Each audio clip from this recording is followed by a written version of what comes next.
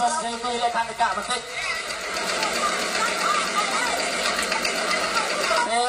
ពេលលុយដល់ទីនៅខាងវេទិកាពណ៌ប្រុសមួយគឺអីហ្នឹងយើងមកវិញបានឈ្នះបាទ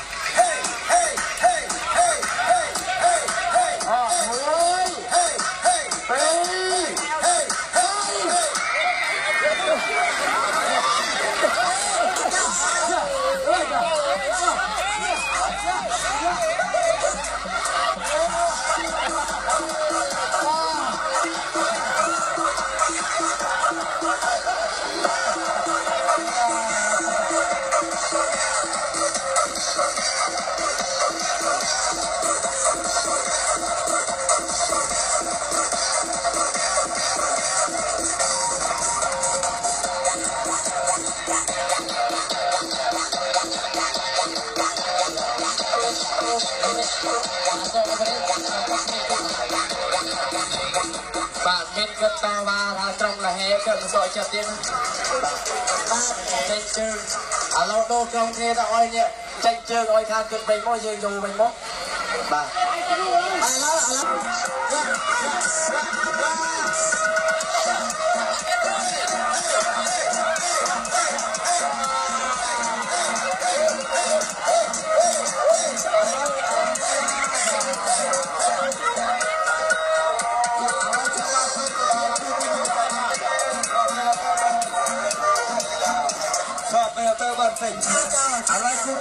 ឥឡូវគូទី1មកចូលជាខ្ញុំ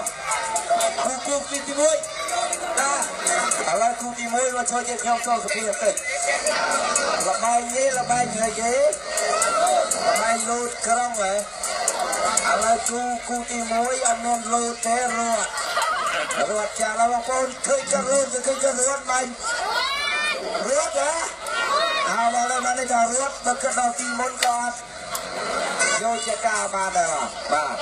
ទុកជាមុខkia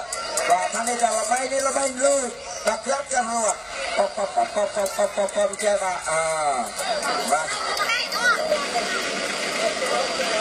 ដូ